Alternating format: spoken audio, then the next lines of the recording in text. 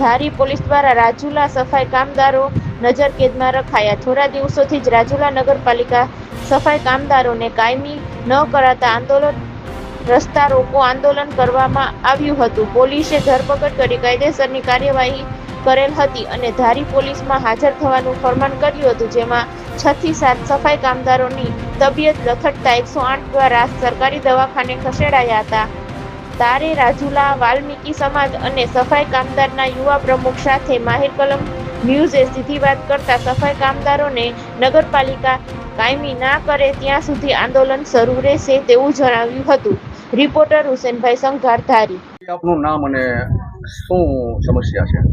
મારું નામ જતીન કુંભાર અને રાજુલા નગરપાલિકામાં 9 દિવસથી હડતાલ ચાલુ છે અને હડતાલ ઉપર બેઠેલા લોકોની માંગ એક છે, બે છે કે 15 દિવસના વારા ઉપરથી કામે લઈને મહિના દિવસમાં કન્ટિન્યુમાં લેવામાં આવે અને બીજી જે વર્ષો જૂની કામ કરે છે, વર્ષો જૂના સફાઈ કામદારો રોજમદારમાં એમાંથી લઈને કાયમી કરવામાં આવે। આ સામાન્ય માંગ છે અમારી।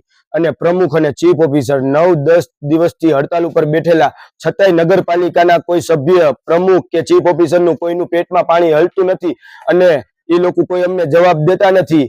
અને અમારી જે કાંઈ વાલ્મીકી સમાજ છે એની અરે અત્યાચાર કરીને અમારી સમાજને નાની સમજીને અમારો દુરુપયોગ કરે છે। અને બીજું એ કે અમારો આંદોલન જે કાંઈ આ આંદોલન ચાલી રહ્યું છે એને ભંગ કરવા માટે પોલીસની મદદથી અમારી અટકાયત કરવામાં આવે છે અને અમારા આંદોલન ભંગ કરવાનો આ લોકો એક ષડયંત્ર રચે છે।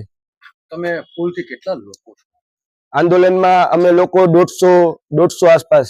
કેટલા દિવસથી આંદોલન ચાલી રહ્યું છે? આ 10 દિવસથી આંદોલન ચાલે છે। તમારી મુખ્ય માંગણી જણાવી દો।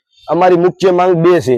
એક તો કે 15 દિવસના વારામાંથી જે લોકોને લેવામાં આવે છે કામદારોને, એને મહિના દિવસ કન્ટિન્યુમાં લે અને જે રોજમદાર સફાઈ કામદારો છે એને કાયમી કરવામાં આવે। અને આ આંદોલનમાં અમારી મુખ્ય બે માંગો છે। આ બે માંગો અમારી પૂરી થઈ જાય એટલે અમારું આંદોલન અહીંથી સમાધાન, સુખદ સમાધાન કરીને સમાપ્ત કરી જાય।